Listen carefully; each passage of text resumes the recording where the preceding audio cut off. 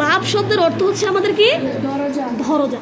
আর শোনো, বাপ শব্দের অর্থ কি দরজা। বাবুন শব্দের অর্থ দরজা বা প্রবেশ।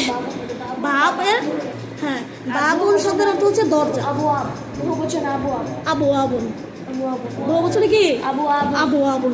তাহলে বাপ শব্দের অর্থ হচ্ছে কি, আমরা লিখি বাপ শব্দের অর্থ হচ্ছে কি দরজা। বাপ শব্দের অর্থ কি দরজা। দরজা। বাবুন শব্দের অর্থ হচ্ছে কি দরজা। হ্যাঁ, এই দরজা বাবুন শব্দের অর্থ মুখ দিয়ে বলবো, বাবুন শব্দের অর্থ কি দরজা। দরজা। তাইলে ইলমুস সরফের গুরুত্বপূর্ণ একটা, এটা হচ্ছে মূলত মুন সাহেবের একটা অংশ, ঠিক আছে। সরফ আর একটা কি মুন সাহেব আলাদা।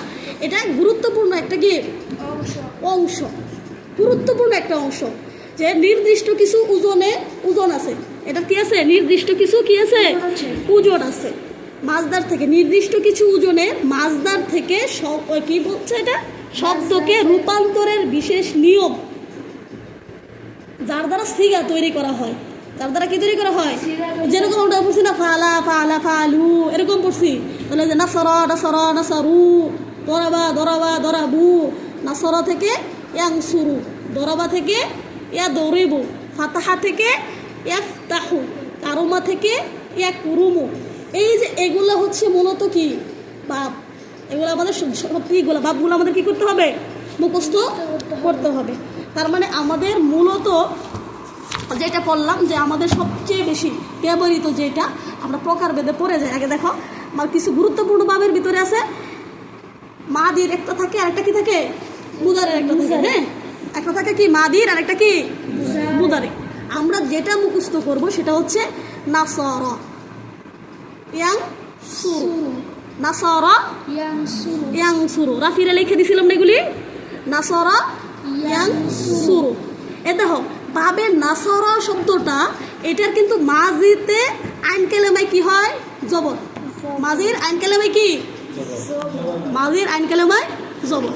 আর ইয়ানসুরু দেখো তো মুদারের আইন কেলেমায় কি পেশ, মুদারের আইন কেলেমায় কি পেশ।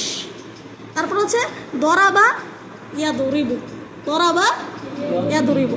তাহলে দরাবার মাজির আইন কেলেমায় কি আছে দরাবা, আইন কেলেমা কোনটা র, আইন কেলেমা কোনটা র, এটাতে কি আছে জবর। জব ইয়াদরিবু, এই মুজারের আইন কেলেমায় কি আছে র, রতে কি আছে পেশ। জের, মুজারের আইন কেলেমায় জের।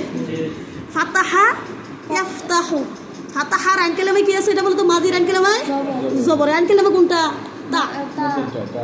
আর ইফতাহু, এটার আইন কেলেমায় কি জবর। সামিয়া মাজির আইন কেলেমায় জের। ইয়াসমাউ জবর।